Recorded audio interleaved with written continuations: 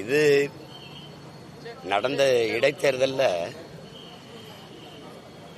அனுமதி பெறாமல் நாங்கள் பரப்புரை செய்தோன்ட்டு நேரத்துக்கு கூடுதலாக அவங்க கொடுத்த நேரத்துக்கு கூடுதலாக பேசிட்டோங்கிறது ஒரு வழக்கு.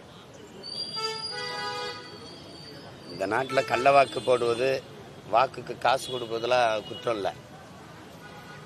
அனுமதி பெற்று தான் நாங்கள் செய்கிறோம். அனுமதி பெற்று தான், அனுமதி பெறாமல் எப்படி போய் வாக்கு சேகரிக்க போவோம்? ஒரு வழக்குன்னா ஒரு முறை இருக்குல்ல. ஒவ்வொரு ஆள் மேலேயும் 7 வழக்கு 8 வழக்கு, எதுக்குன்னே தெரியல. சும்மா ஒரு வழக்கு போட்டு வச்சு ஒரு அலக்களிக்கிறதா. சரியாப்பா, அது போய் பேசி என்ன பயன் இருக்கு? வேற ஏதாவது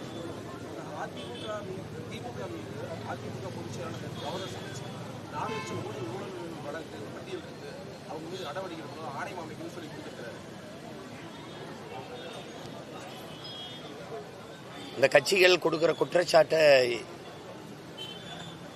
எனது அன்பு மக்கள் எப்படி பார்க்குறாங்கன்னு இல்லை. அவங்க வரும்போது இவங்க மேலே ஊழல் குற்றச்சாட்டு வைப்பதும், இவங்க வரும்போது அவங்க மேலே ஊழல் குற்றச்சாட்டு வைப்பதும், மாறி மாறி குறை சொல்லிக்கிறதும், இது எவ்வளவு பெரிய ஒரு கொடும் துயரம்னு பாரு.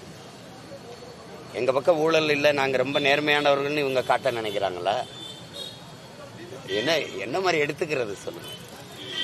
இப்போ இது ஒரு தேர்தல் வரும்போது இது ஒரு வழக்கமாக நடக்கிற ஒரு வேடிக்கை தான். திருவிழா காலங்களில் ஒரு வேடிக்கை காட்டுவோம்ல, ஒரு விழா, ஒரு நாடகம் போடுவோம்ல, அது மாதிரி ஒரு நாடகம்.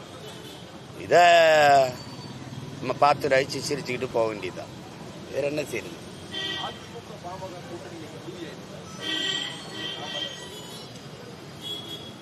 அது எதிர்பார்த்ததான். ஏற்கனவே பாமக அதிமுகவோட இருந்துருக்கு.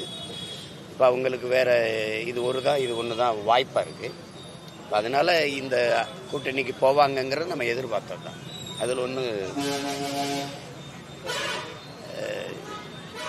எதிர்பாராத ஒன்று இது நடந்துருச்சு அப்படின்னா தானே அதில் இருக்கு. அது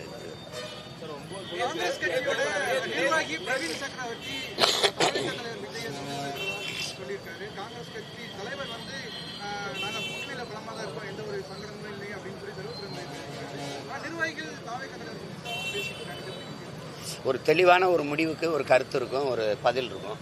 குழப்பத்துக்கு இருக்காது. இப்போ இந்த குழப்பத்துக்கு பதில் சொல்ல முடியாது நம்ம. புரியுதா உங்களுக்கு? அதை போய் நம்ம பேசிட்டு வேண்டியதில்லை. ஐயா, நீங்கள் என்ன இல்லாத சிலதை அறிவிக்கலை. இப்போ என் தங்கச்சி பவானியில் போட்டியிடுது, அது சொல்லலை. அந்தியூரில் போட்டிடுறாங்க, அது சொல்ல. தம்பி கொண்டு வந்து விடலை.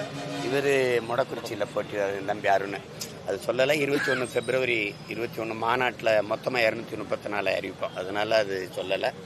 இப்போ எல்லா குறையும் எல்லாம் தேர்வு பண்ணி அப்படி இருக்குது. அங்கங்கே வாய்ப்பு கிடைக்கும்போது சொல்கிறோம், வேலையை பிள்ளைய முன்னாடி செய்யட்டுங்கிறதுக்காக.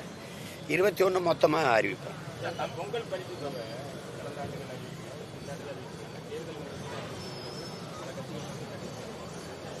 அது ஏன் நீங்கள் குற்றச்சாட்டாக பார்க்குறீங்க? உண்மை தானே.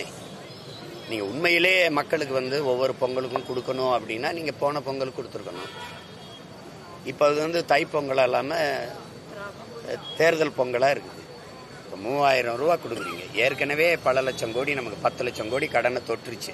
பெரிய வரிச்சுமை. மிக அத்தியாவசியத்தை உங்களால் நிறைவேற்ற முடியல.